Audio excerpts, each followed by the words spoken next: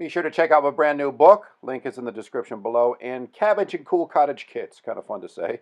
That's what the Jamaica Cottage Shop does, based out of Vermont. Check them out in the links below as well. Hey, what's up, guys? Deek, relaxshacks.com. Gonna do a speed sketch for you guys talking about something we're doing potentially at a North Carolina workshop, fully hands-on, Diedricksen Brothers style, in April or in May. That would the first one, North Carolina, or in May in California, outside Joshua Tree for another workshop. All the details on those, relaxshacks.com. They're limited. The amount of attendees will allow for each workshop, so don't snooze. We're doing lots of DIY stuff, tiny house related stuff, framing.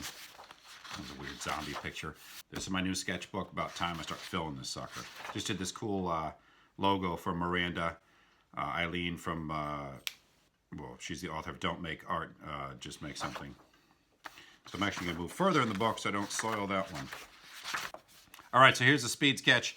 One of the ideas I'm messing with, and hopefully I'm not going to cast too many shadows, is for the longest time I've been wanting to take my A-frame design, which you might have seen before on relaxshacks.com. I sell plans for it. It's a transforming A-frame with a flip-up roof.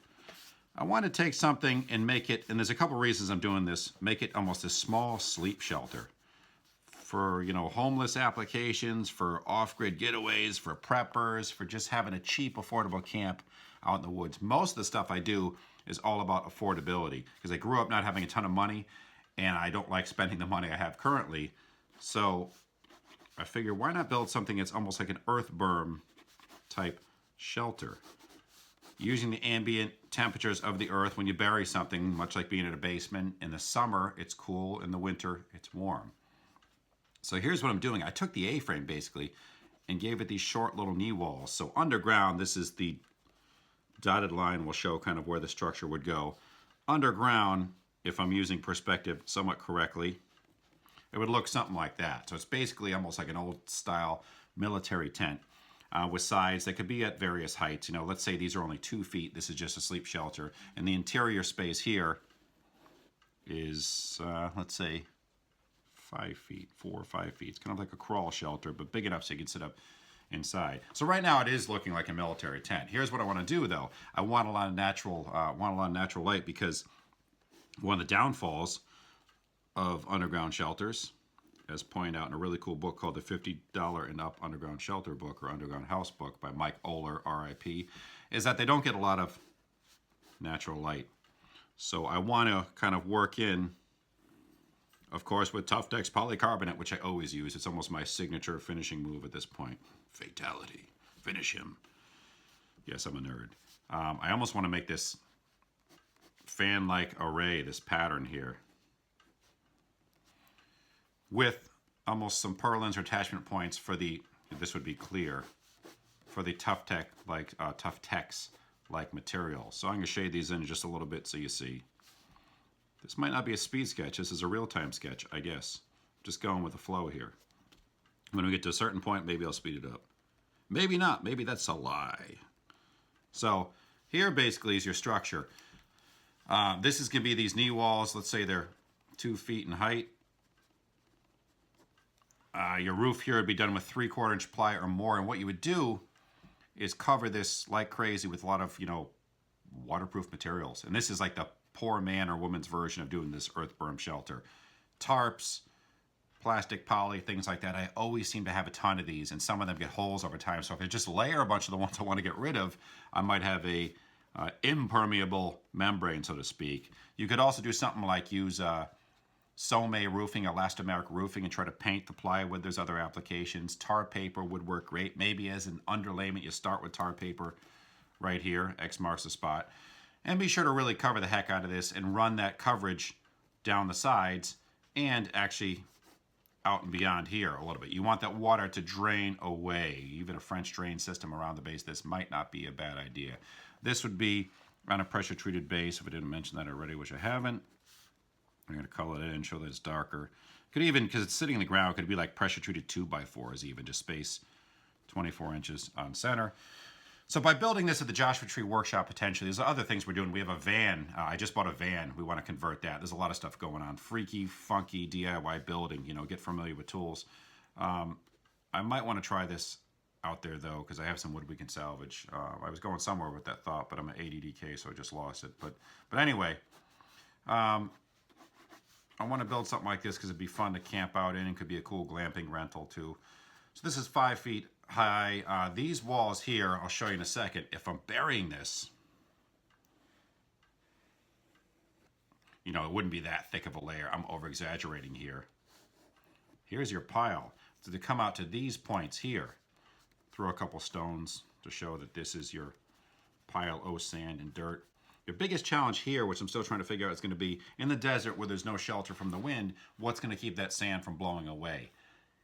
Plants don't grow so readily in the desert, so putting greenery or things like that on top of this where it would work in North Carolina at that workshop, it's not going to work so much in the desert. But I have other ideas with landscaping, fabric, and some other things. Well, that's half the battle. Half the fun is figuring the stuff out. So these side walls here, the reason they come out is I want this window array, so to speak, to be recessed a little bit, which kind of helps to hide it from a side view. You know, this is also like a secretive little hut too. But right here, you have this kind of neat little, you know, here's a stump seat. You know, give it some craggy bark here. Here's your fire pit. That kind of thing. Now you have all this natural light, or not natural light, firelight that's illuminating the interior of your structure.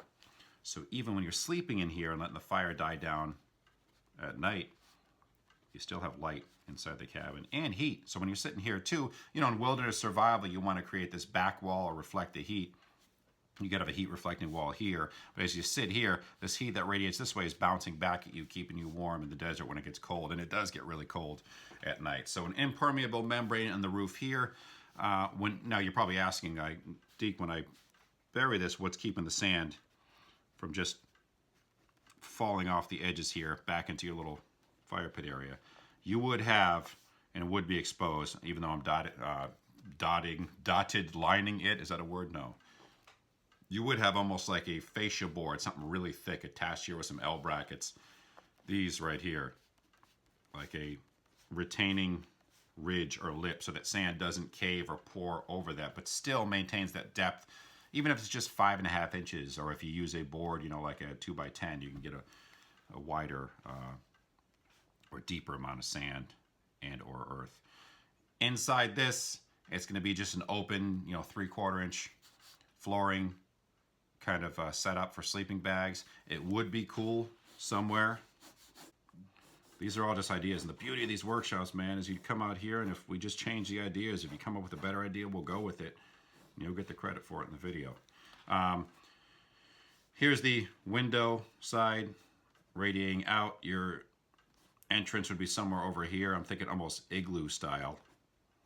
It could even be done in ferro cement. You could just make it simply out of, like, you know, 2x stock, like thick boards. But as you enter, let's say maybe somewhere in the corner, and it could be under a carpet, cut out between the framing a little hole in the floor and dig that down a little bit. Even line it with an old cooler, something like that. The deeper you dig down, the cooler the temperature is going to be. Or not the cooler, but it's going to be cooler down there, like an ambient 53 degrees or so when you get down pretty deep. And in there, you could store things that are a little more perishable, or if you put drinks, ice, junk like that, it's going to last a little bit longer out in the desert. Or maybe you just want to hide stuff. I don't know. So that would be potentially a cool little hiding spot. Sorry about the bleed here. I do love these pens, though. If I didn't mention it, they're the Uniball 207 Impact pens. I buy these all the time for all my artwork. If you've seen the speed sketches, love these. They're awesome. Kind of pricey, but they do the job. You just got to be careful about the bleed, as you can see in my hands here. All right, so that would be your plywood floor down there. And at this point, let's speed sketch it up, and I'll fill you in a second as to what I've done in the past.